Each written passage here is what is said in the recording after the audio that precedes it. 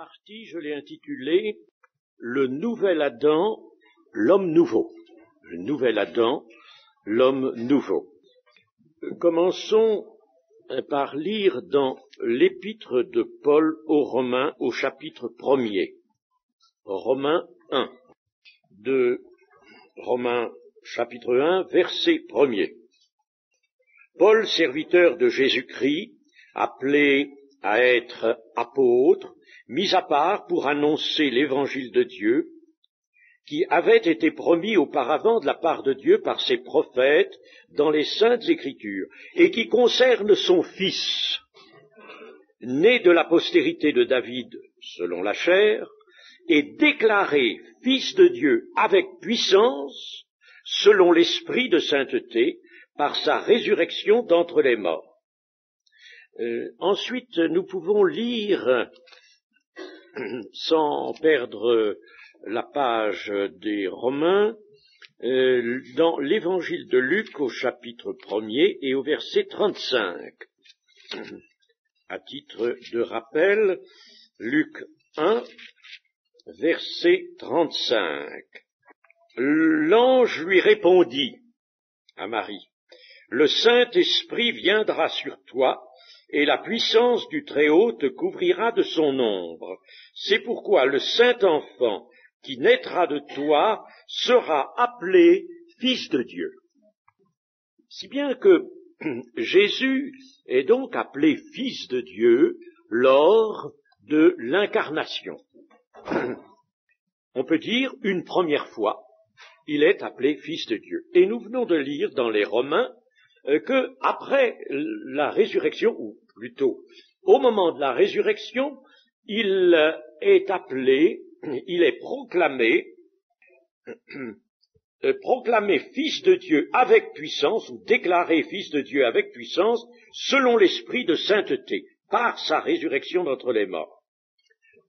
Il est donc là déclaré, proclamé Fils de Dieu une seconde fois, mais d'une manière particulière. C'est ce qu'il nous faut considérer d'abord. Nous pouvons dire que le Seigneur Jésus se présente dans l'humanité dans un premier état. Un premier état. Cet état, c'est celui de l'abaissement. L'abaissement, dont il nous est parlé dans l'Épître aux Philippiens au chapitre 2, versets 6 et 8. C'est l'abaissement, l'entrée dans la chair mortelle, dans l'humanité, dans une chair semblable à celle du péché. Toute l'œuvre est à faire à ce moment-là.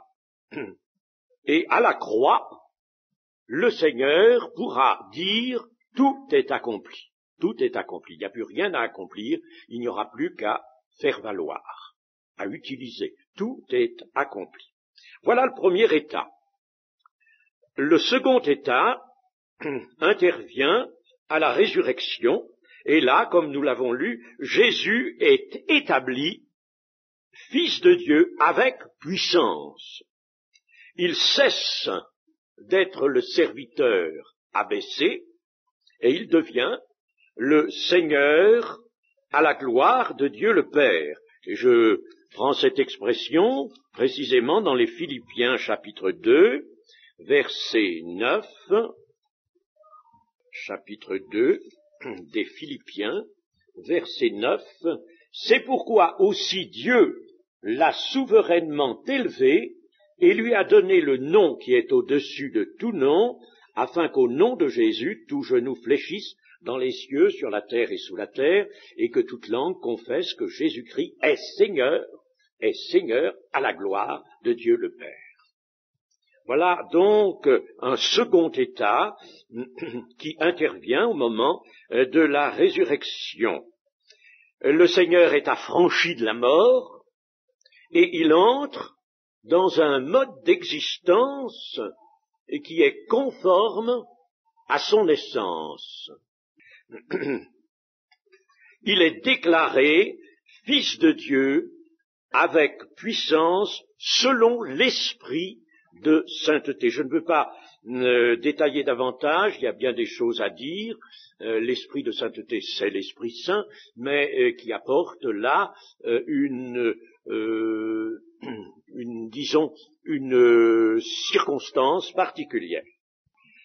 Ainsi, c'est là que l'homme nouveau naît. L'homme nouveau dont il est parlé dans les Éphésiens, nous allons le voir tout à l'heure, cet homme nouveau est juste, il est saint et il est vrai. Vous me direz, mais le Seigneur a toujours été cela. Bien sûr, puisqu'il est sans péché et qu'il a accompli parfaitement la volonté de son Père. Mais l'humanité qu'il avait prise était semblable à celle du péché. Ce n'est pas une humanité sublimée, c'était une humanité mortelle, une humanité qui ne connaissait pas et ne pouvait pas connaître l'obéissance à Dieu. La chute a supprimer complètement dans l'homme la possibilité d'obéir. La chair ne peut pas obéir à Dieu. Elle ne le peut pas. Et Jésus a rétabli, lui, l'obéissance dans cette nature humaine qu'il a prise pour accomplir l'œuvre de rédemption. C'est pourquoi je dis que dans l'homme nouveau, vraiment, il y a là l'homme juste, saint et vrai. Il est appelé dans 1 Corinthiens le dernier Adam, ou le second homme, ou le céleste. Ces expressions parlent bien d'elles-mêmes. Le second homme n'est plus le premier, l'homme de la chute, c'est le second homme qui est descendu et qui a relevé ce que le premier avait fait tomber, il a relevé. Et voici maintenant un homme nouveau, juste, saint et vrai. Et cet homme nouveau, vous allez voir pourquoi dans un instant je dis cela, cet homme nouveau a une identité.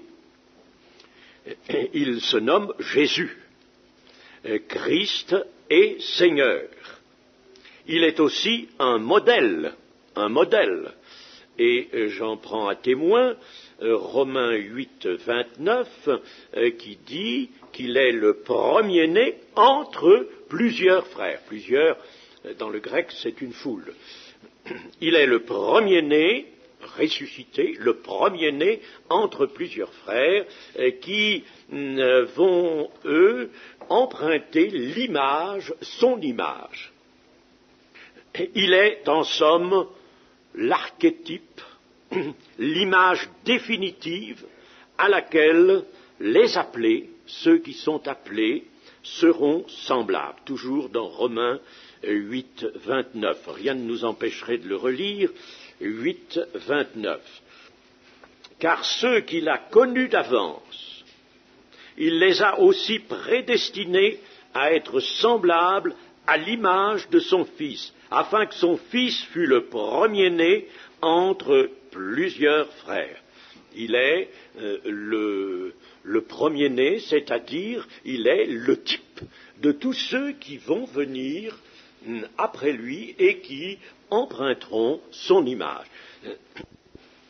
Mais notre cité à nous est dans les cieux, d'où nous attendons aussi comme Sauveur le Seigneur Jésus-Christ, qui transformera le corps de notre humiliation en le rendant semblable au corps de sa gloire par le pouvoir qu'il a de s'assujettir toutes choses, c'est-à-dire d'amener toutes choses à son image. Il a un pouvoir, donc, de cela. Et s'il transformera en définitive nos corps à l'image du sien, c'est que déjà notre esprit aura été amené à la ressemblance au sien. Cet homme est donc l'homme nouveau en tant que modèle.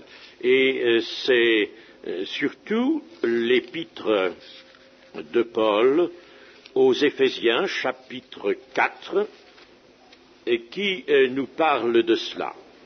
Éphésiens, chapitre 4, et verset 20. Mais vous, ce n'est pas ainsi que vous avez appris Christ, si du moins vous l'avez entendu, et si conformément à la vérité qui est en Jésus, c'est en lui que vous avez été instruits à vous dépouiller, eu égard à votre vie passée, du vieil homme, et qui se corrompt par les convoitises trompeuses, à être renouvelé dans l'esprit de votre intelligence, et à revêtir l'homme nouveau, créé selon Dieu, dans une justice et une sainteté que produit la vérité. Cet homme nouveau est donc le modèle auquel seront amenés tous les rachetés du Seigneur. Cet homme nouveau est voulu par Dieu. Dieu a voulu que cet homme nouveau, un jour, paraisse. Il est voulu par Dieu et il est prêt. Il est tout à fait prêt pour le royaume de Dieu. La mort est derrière lui. J'étais mort, et voici, je suis vivant au siècle des siècles, déclare Jésus devant l'apôtre Jean. Pour lui aussi, la servitude de la chair a complètement disparu. Le Seigneur Jésus l'a connue, cette servitude de la chair, lorsque, avant la crucifixion, il a été tenté en toutes choses, comme nous, il a été victorieux, toujours victorieux, mais il a connu cette servitude et il a fallu qu'il apprenne l'obéissance dans les choses qu'il a souffertes. Et il a versé des larmes, il a supplié son Père de le délivrer de la mort. Nous connaissons particulièrement sa lutte à Gethsémanée. Ainsi, la servitude de la chair est absolument maintenant éliminée, elle a disparu. Voyons l'homme nouveau, le nouvel homme, et l'ancien qui est appelé par Paul le vieil homme. Mais je l'appelle l'ancien puisque nous disons le nouvel homme, alors par opposition disons l'homme ancien. D'ailleurs c'est ce que veut dire vieil homme, l'homme précédent, l'homme ancien. La mort et la résurrection de Jésus-Christ ont différencié les deux. L'homme tel qu'il apparaît par naissance de chair, tel qu'il apparaît sur la terre, n'a pas d'autre perspective que la condamnation et la mort. Pour cela, vous le savez, tout homme a péché et la mort est entrée dans l'humanité par un homme, elle s'est étendue à tous les hommes. Tous ont péché et par conséquent, tous sont sous le coup d'une condamnation de la justice de Dieu, de ce grand ordre qu'est la justice de Dieu. Il n'y a donc pour tout homme qui apparaît sur la terre aucune autre perspective que la condamnation et la mort. Il n'y a donc aucune espérance sans le salut. C'est bien ce qu'exprimait Job dans le chapitre 14 de ce livre. Job, chapitre 14 et verset 7. Un arbre a de l'espérance. Quand on le coupe, il repousse. Il produit encore des rejetons. Quand sa racine a vieilli dans la terre, quand son tronc meurt dans la poussière, il reverdit à l'approche de l'eau. Il pousse des branches comme une jeune plante. Mais l'homme meurt et il perd sa force. L'homme expire. Et où est-il ? Les eaux des lacs s'évanouissent, les fleuves tarissent et se dessèchent. Ainsi l'homme se couche et ne se relèvera plus, il ne se réveillera pas tant que les cieux subsisteront, il ne sortira pas de son sommeil. Là est la constatation que l'on peut faire, que l'on pouvait faire, qu'il faut faire lorsque le salut n'est pas recherché et reçu. En dehors du salut, donc, il n'y a pas d'espérance. Paul le reprend dans le Nouveau Testament, les hommes sont sans Dieu et sans espérance. La mort est la mort que Dieu a voulu après le péché. La mort est le non dit par Dieu au péché. Dieu a dit non au péché. Et ce non, c'est la mort. Tu mourras. Voyons Romains 6, verset 23. Romains chapitre 6 et verset 23. Car le salaire du péché, c'est la mort, mais le don gratuit de Dieu, c'est la vie éternelle en Jésus-Christ notre Seigneur. Le salaire du péché, c'est-à-dire la conséquence inéluctable du péché, de l'état de péché de l'homme, conséquence inéluctable, c'est la mort. La mort, c'est le refus de Dieu de laisser vivre le pécheur. Dans le nom de la justice de Dieu, précisons-le. Mais Dieu appelle à la vie l'homme qui ne vit plus. Nous avons déjà dit rappelé plutôt, que les hommes, en dehors de la connaissance de Jésus-Christ, sont morts. Vous étiez morts par vos offenses. Mais Dieu, lui, va appeler à la vie l'homme qui ne vit plus, étant mort par ses offenses et par son péché, et il veut le conduire, voilà le plan de Dieu, il veut le conduire à revêtir un autre type d'homme, c'est-à-dire l'homme nouveau, que Jésus, excusez-moi le terme, que Jésus prépare, que Jésus fait naître en sa personne. L'ancien homme étant, lui, rejeté. Il est l'objet d'un dépouillement. Il est rejeté, il est abandonné. C'est en lui, avons-nous lu, que vous avez été instruits à vous dépouiller du vieil homme, de l'ancien homme. Les 3 jours que le Seigneur a passés dans le sépulcre sont la cause d'une discontinuité entre l'ancien homme et le nouveau. Nous sommes obligés, n'est-ce pas, nous allons le préciser, de constater qu'il y a une différence énorme entre l'ancien homme et le nouvel homme. Alors, c'est pourquoi je dis il y a discontinuité. Ils sont absolument dissemblables. Et ce sont les 3 jours que le Seigneur a passés dans le sépulcre qui sont en somme la cause, nous apparaissent ces 3 jours comme la cause de cette discontinuité entre l'ancien homme et le nouveau.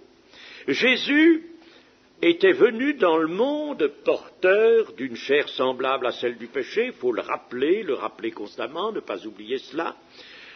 Il sort du sépulcre dans l'état de l'homme nouveau, dans un second état, on nous dit tout à l'heure, le premier état est abandonné, il sort dans l'état de l'homme nouveau. L'évangile de Marc, au chapitre 14, Marc, chapitre 14 et verset 58, nous l'avons entendu dire, je détruirai ce temple fait de main d'homme, et en 3 jours, j'en bâtirai un autre, et qui ne sera pas fait de main d'homme. Et nous savons ce que veut dire le Seigneur là, en tout cas, si nous ne le savions pas, nous pourrions reprendre un passage parallèle dans Jean, chapitre 2, et verset 19. 2, verset 19, Jésus leur répondit, détruisez ce temple, et en 3 jours je le relèverai. Les Juifs dirent, il a fallu 46 ans pour bâtir ce temple, ils pensaient au temple de Pierre, bâtir ce temple, et toi, en 3 jours, tu le relèveras. mais il parlait du temple de son corps. C'est pourquoi, lorsqu'il fut ressuscité des morts, ses disciples se souvinrent qu'il avait dit cela, et ils crurent à l'Écriture et à la parole que Jésus avait dite. Ainsi donc, c'est bien cela, il y a destruction de l'ancien temple et apparition d'un nouveau temple qui ne sera pas fait de main d'homme. Alors, cela peut nous étonner, mais pas du tout. Dans Jean, précisément, puisque nous y sommes, nous pouvons relire au verset 12, chapitre 1 de Jean, verset 12, « Mais à tous ceux qui l'ont reçu, la parole de Dieu, à ceux qui croient en son nom, elle a donné le pouvoir de devenir enfants de Dieu, lesquels sont nés, non du sang, ni de la volonté de la chair, ni de la volonté de l'homme, mais de Dieu. » Donc c'est avec raison que le Seigneur Jésus parlait d'un autre temple qui ne sera pas fait de main d'homme. L'homme nouveau, voici, il naît donc non pas de la volonté du sang, ni de la chair, ni de la volonté de l'homme, mais il naît de Dieu. Il y a donc discontinuité entre l'homme ancien et le nouveau, puisque le nouvel homme est tout différent du premier. Alors, j'ai insisté un peu sur ce terme de discontinuité, vous comprenez ce que ça veut dire. Il y a une différenciation capitale, énorme. Bon, mais alors maintenant que nous avons dit cela, il faut dire aussi qu'il y a continuité. C'est curieux, nous venons de dire discontinuité et nous allons dire maintenant il y a continuité.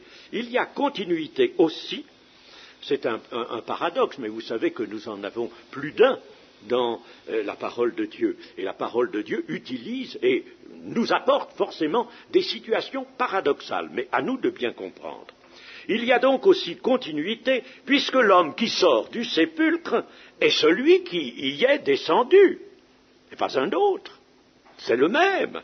Lorsque le Seigneur Jésus va se présenter, étant ressuscité, à ses apôtres, dans Luc 24, il va leur dire, touchez, c'est à Thomas qu'il va dire cela surtout, mais il va leur dire à eux, c'est bien moi, n'ayez pas peur, c'est bien moi, c'est pas un fantôme, c'est bien moi, c'est moi, Jésus, c'est bien moi. Eh bien moi. Il y a donc conservation de l'identité de Jésus malgré la discontinuité entre l'homme ancien et l'homme nouveau. Et les différences entre les deux hommes sont profondes. En effet, allons rapidement, mais précisons-le, l'homme ancien est un homme qui se corrompt, nous a dit Éphésiens 4, c'est un homme qui se corrompt par les convoitises. L'autre, l'homme nouveau, est créé pour la sainteté. Il est créé pour la sainteté. L'homme ancien est celui que Paul appelle dans 1 Corinthiens 15 l'homme animal, un corps animal. Et puis l'autre, au contraire, a un corps spirituel, il est appelé le céleste. Le céleste. Voyez par conséquent que les différences entre l'homme ancien et l'homme nouveau sont radicales. Je disais tout à l'heure que l'homme nouveau avait été voulu de Dieu. C'est lui qui était en vue dans le dessein de salut de Dieu. Dieu voulait faire apparaître cet homme nouveau et il a donné cette mission à son Fils. Voulu de Dieu, car Dieu l'a créé selon son désir et selon son plan. C'est bien ce que nous avons lu tout à l'heure dans Éphésiens 4. L'homme nouveau, créé selon Dieu, selon le plan de Dieu, selon le désir, selon la volonté de Dieu, dans une justice et une sainteté que produit la vérité. Alors voyons un peu ces termes. Créé selon Dieu dans une justice. Qu'est-ce que cela veut dire? Eh bien, cela veut dire dans un état de conformité absolument certain et total à la volonté de Dieu. La justice, l'état de justice, c'est l'état qui résulte d'un accomplissement absolu des lois de Dieu, de la volonté de Dieu. Donc il est créé comme l'homme capable, absolument capable, d'observer totalement, parfaitement la volonté de Dieu. Il n'y a donc plus dans cet homme de place pour la volonté d'autonomie. Si je dis cela, chers amis, c'est que c'est ce qui caractérise l'homme de la chute. L'homme de la chute, c'est un homme qui s'est voulu autonome. Il s'est voulu indépendant de Dieu. Il a voulu lui-même voir, régler sa carrière, sa destinée. Il l'a vu autrement que Dieu. Et actuellement, notre monde, l'homme de notre société moderne est de plus en plus caractérisé par cela, c'est l'autonomie. Au point que les penseurs et les philosophes de ce qu'on appelle l'humanisme anti-Dieu, ont employé des termes bizarres, comme par exemple celui-ci, l'homme total, c'est-à-dire l'homme qui se suffit à lui-même. Pas question d'être assujetti à une divinité quelconque. Il se suffit à lui-même. Ou bien l'homme absolutisé. C'est barbare comme terme, l'homme absolutisé. Il est absolu. Et ça, c'est ancré dans la philosophie, dans la pensée moderne, surtout, évidemment, dans les classes intellectuelle.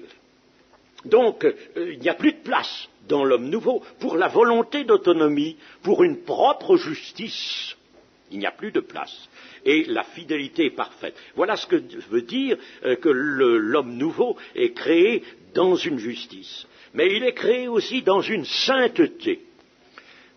La vie de l'homme nouveau est un domaine, la vie de l'homme nouveau est un domaine où Dieu règne, et où ce règne est reconnu et aimé par l'homme lui-même. L'homme nouveau reconnaît ce règne de Dieu dans sa vie et il l'aime, il y est profondément attaché. Aucun autre règne ne pourrait s'y introduire. Nous avons vu hier ce que on peut appeler règne, n'est-ce pas? Vous rappelez la démonstration que nous avons faite des 5 règnes, et le dernier règne, précisément, c'est le règne où se situe l'homme nouveau, et que nous avons appelé le règne des cieux, pour la bonne raison, c'est que le terme grec basileia se traduit aussi bien par règne que par royaume. Donc, voilà pourquoi cet homme est créé dans la sainteté, ce qui explique ce terme employé ici. C'est pour Dieu qu'il vit, comme Paul le note dans Romains 6,10, c'est pour Dieu qu'il vit, il vit pour Dieu. Et dans Galates 2,19, afin de vivre pour Dieu. Il y insiste bien, afin de vivre pour Dieu. Et dans 2 Corinthiens 5,15 aussi, il s'agit de vivre pour le Christ, pour celui qui est mort pour tous, vivre pour Dieu. L'homme nouveau, créé dans la sainteté, est donc l'homme qui vit la communion avec le Père et le Fils, la communion parfaite. Il appartient à Dieu, corps et âme, sans aucune contradiction. Il n'y a rien dans cet homme qui puisse apparaître comme une contradiction avec ce qu'est Dieu lui-même. Je ne dis pas que cet homme a les prérogatives de Dieu, attention, je ne dis pas qu'il est Dieu, qu'il a les prérogatives de Dieu, mais il est dans la sainteté parfaite, c'est-à-dire qu'il n'y a aucune contradiction dans sa vie, dans son esprit, dans son âme, dans son corps, aucune contradiction avec ce que Dieu est lui-même, car soyez saints comme je suis saint.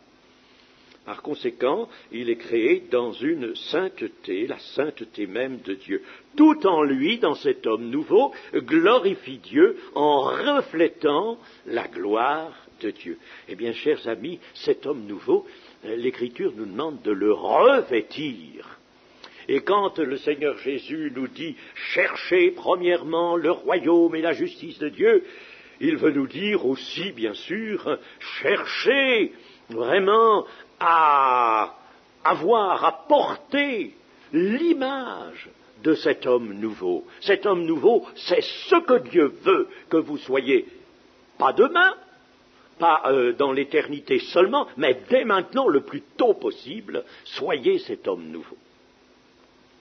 Et alors, Éphésiens 4 nous a dit que cet homme nouveau est créé selon Dieu dans une justice et une sainteté que produit la vérité, c'est-à-dire que produit la personne même de Jésus-Christ, empreinte de la personne de Dieu. C'est-à-dire que produit la vérité, que produit la personne du Seigneur Jésus, où se trouve ce qui est immuable et ce qui est éternel. Le Seigneur Jésus est regardé comme le premier-né d'entre les morts. Le premier-né d'entre les morts. Jésus-Christ est le roi du royaume des cieux, et il est né une seconde fois par sa résurrection pour être le premier de tous les sujets du royaume, pour être leur modèle et pour être aussi la porte et l'entrée. La porte et l'entrée du royaume. Il faut passer par lui. Il faut entrer par lui. Le salut, c'est une personne.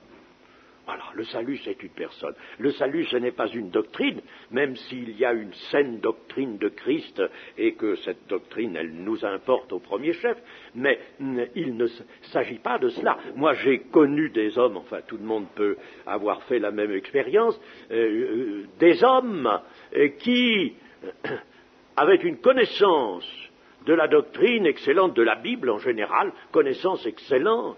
J'ai trouvé des personnes inconverties, mes amis.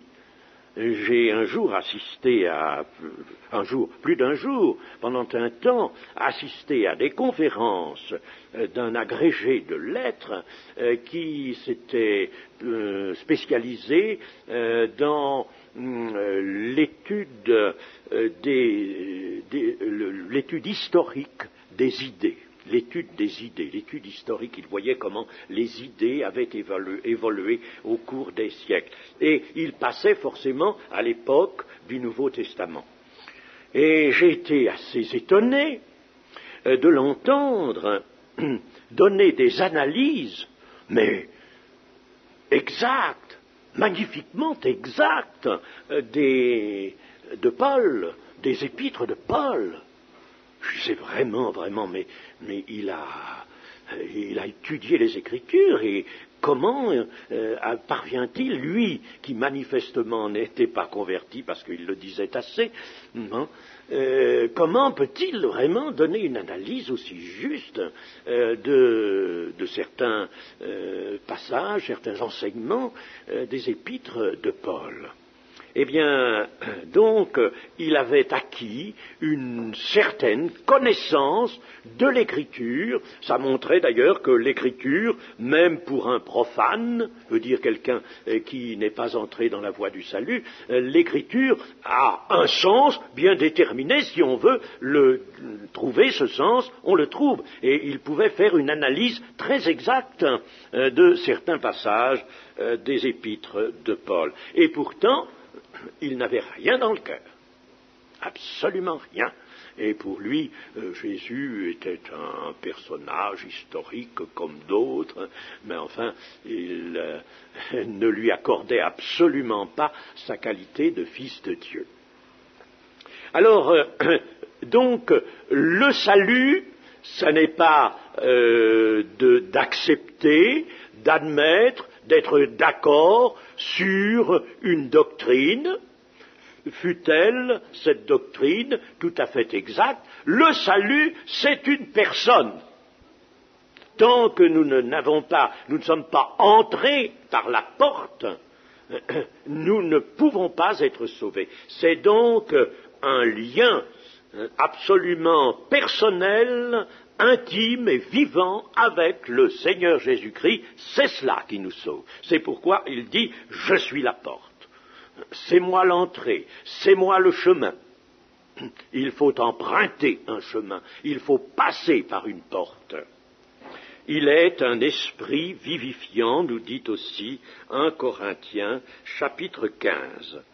Ou encore, selon l'Épître aux Hébreux, chapitre 12, il est l'initiateur de la foi, le chef et le consommateur de la foi, selon Second, l'initiateur de la foi, il est celui qui mène la foi à son complet accomplissement. Il est bien le chemin, la porte, l'on ne peut entrer dans la vie nouvelle, dans le règne des cieux, dans le 5e règne dont nous parlions hier, que par lui. Et c'est par son soutien aussi, c'est par son soutien que chacun des membres de l'Église peut parvenir à la maturité spirituelle. L'Épître aux Hébreux nous dit bien, dans son chapitre 1er, et au verset 3, chapitre 1, verset 3, que le Seigneur Jésus est le reflet de sa gloire et l'empreinte de sa personne, la gloire du Père et l'empreinte de la personne du Père, et qu'il soutient toutes choses par sa parole puissante. Il soutient toutes choses par sa parole puissante. Nous avons aussi quelque chose d'équivalent dans le chapitre 1er des Colossiens. Nous avons cela aussi dans l'Apocalypse au chapitre 4.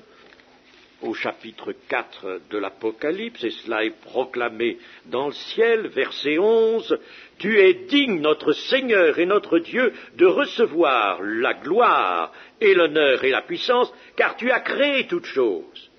Et c'est par ta volonté qu'elles existent et qu'elles ont été créées. » Vous voyez, il y a une volonté qui s'est employée à la création des êtres que nous sommes, et ensuite une volonté qui continue d'être, de se manifester, une volonté qui leur permet de conserver l'existence.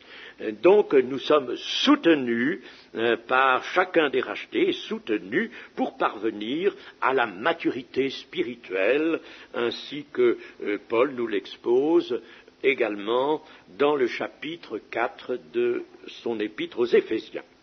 Eh bien, en résumé, nous disons que Jésus-Christ,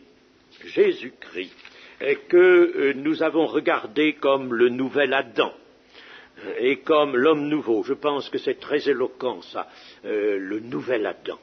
Il y avait un premier Adam. Bon, ce premier Adam, il a tout gâché, il a tout fait tomber, choir. Et le nouvel Adam, ou le second Adam, ou le dernier Adam, peu importe, lui est venu en bas chercher ce qui était tombé, ce que le premier avait fait tomber, et il l'a fait remonter. Il a redressé tout cela. Donc c'est très éloquent ce terme de nouvel Adam ou de second Adam. Et puis l'homme nouveau qui est là dans le ciel, le Seigneur, il y a un homme à la droite de Dieu, il y a un homme, c'est cet homme nouveau. C'est Christ, il a son identité, et c'est à l'image de cet homme que nous sommes appelés à être. Mais déjà, cela étant en voie de réalisation, il faut considérer la vie chrétienne comme étant précisément le temps que Dieu nous accorde, bien sûr, pour témoigner à l'égard du monde, mais aussi pour nous, pour que nous arrivions à la stature parfaite de Christ. Il faut y arriver, il faut considérer que la vie chrétienne est cela. La vie chrétienne n'est pas quelque chose de stable, une attente avec la piété nécessaire pour ne pas perdre. C'est bien plus que ça. Il faut gagner, il faut arriver à la stature, à la maturité parfaite. Jésus-Christ est donc celui qui dégage ses frères de la mort, celui qui ouvre l'accès au royaume et à Dieu, étant le chemin ouvert ou étant la porte d'entrée, celui qui porte ses rachetés et les soutient, celui qui porte, comme autrefois Dieu portait Israël dans le désert. Le Deutéronome rappelle cela, mais n'avez-vous pas été portés dans le désert? Ils étaient tellement portés que leurs souliers ne se sont pas usés pendant 40 ans. Et ils n'ont pas eu mal aux pieds, ils n'ont pas eu les pieds enflés. C'est quelque chose. Ils ont été portés par Dieu. Et maintenant, le Seigneur nous porte un chemin. Il a dit, je suis le chemin. Mais un chemin, non seulement nous conduit vers une destination, mais il nous porte. Le chemin nous porte. Jésus est donc celui qui porte ses rachetés et qui les soutient, mes amis. Nous devons compter fermement, toujours, sur le soutien du Seigneur Jésus. La confiance que nous donnons à Dieu et à Jésus-Christ est une confiance consciente. Nous savons que nous nous sommes confiés à Dieu pour certaines choses bien précises, et notamment parce que Dieu seul, Jésus-Christ seul, nous soutient dans notre avancement. Puis Jésus-Christ est le modèle de ces rachetés, et enfin, il est leur roi. Voilà ce que nous pouvions dire maintenant dans le cadre de cette 6e méditation sur l'homme nouveau. J'arrête maintenant et demain, Dieu voulant, notre 7e partie sera consacrée au sujet que voici, l'Église et le royaume, ou bien alors, j'ai donné un 2e titre, la vie du Christ dans l'Église. La vie du Christ dans l'Église, ou l'Église et le royaume. Voilà. Eh bien, nous allons maintenant prier le Seigneur.